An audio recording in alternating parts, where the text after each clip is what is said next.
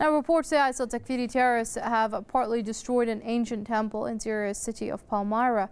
The so-called Syrian Observatory for Human Rights has said Daesh terrorists targeted the Temple of Bel, a Roman-era structure in the central desert city.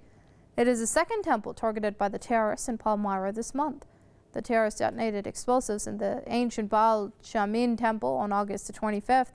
The UN cultural agency UNESCO has called the destruction of the ancient temples a war crime aimed at wiping out Syria's diverse cultural heritage. Daesh terrorists seized Palmyra from government forces in May. The group has regularly demolished monuments, mausoleums, and tombs, sparking international outrage.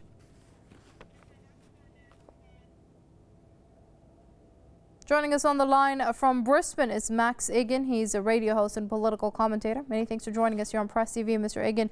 Now, looking at the destruction of Daesh or ISIL terrorist group, one has to wonder what became of that international coalition against ISIL that the U.S. had spearheaded. Well, I think it's really an international coalition for ISIL, I would think. I mean, they're getting so much support from the West, it's ridiculous. And the blowing up of this temple, again, this is the destruction of ancient Arabic infrastructure, ancient Islamic infrastructure. We've seen this replete throughout every place they've gone. This indicates to me very much that ISIS is controlled by Israel, because the Greater Israel Project really calls for the destruction of this entire area, and part of the ethnic cleansing of the area, and ethnic cleansing takes many forms, is the destruction of any culture, any remaining culture from that area. What the ISIL terrorists are doing is wiping out any ancient infrastructure which would indicate that Islam ever was in the area at all.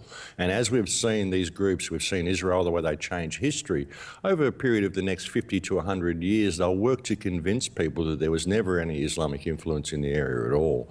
We've seen this in Palestine, we've seen this in Iraq. There's a definite concerted attempt to wipe out ancient monuments and destroy any ancient culture. The first thing that happened when the so-called terrorists went into Iraq was they destroyed all the museums, and now they're doing the same thing in Syria. They're destroying any trace of ancient Arabic culture or Islamic influence in the area, and this is all part of the ethnic cleansing program, all which has been outlined by Igan in the Greater Israel Project and his plan for Israel in the 1980s. I think people really should look at this and see where the influence and where the support for these groups is coming from, because it's all coming from the West. ISIS is a Zionist-controlled operation. It has been from the very beginning, and I absolutely have no qualms in saying that.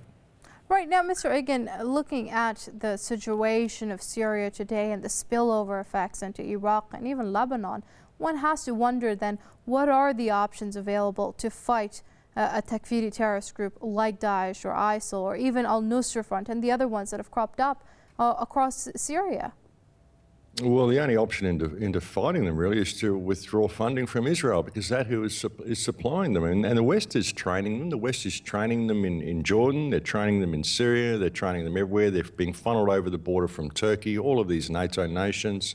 I mean, you're not going to get any, what we're doing now, I mean, this obviously isn't working. This is just supporting these so-called terrorist groups. But you've got to really look at what these groups are doing. These groups are destabilising the entire Middle East, and they're wiping out all of the ancient culture in the Middle East, and yet we're told these are Islamic terrorists. They're not Islamic in any way, shape or form.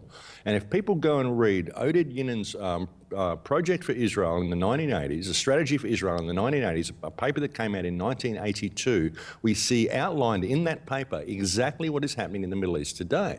I think the only way we're going to stop ISIL terrorists is for the people of the West to wake up and realise that they're being played and that our governments are running this whole operation. The entire thing is Western run. But really, even saying it's Western run, it's being run by the Zionist influences within Western government. That's who controls all US foreign policy. And that's where all this is coming from. All the incredible amount of money and weapons that have been funneled into this area since the so-called war on terror began is what has created this situation. That's where they're getting all their funding from, and it's all moving towards this Greater Israel Project, the whole thing. And very quickly, if you can, Mr. Igan, we're also seeing groups like the UNESCO, that is the UN's cultural agency, condemning the recent destruction of the ancient temples and calling it a war crime. However, are we going to see any concrete action being taken against those who support, fund and arm these terror groups to carry out the atrocities? Well, we're only going to see action being taken against them when people actually name who the people who are supporting these things are. I mean, we're not getting any real information out of the media, and it's all very well for the UN to say that how much they condemn these atrocities, but they're not really calling things for what they are. They're condemning ISIS for carrying out these atrocities, but who's controlling ISIS? They're not really talking about that.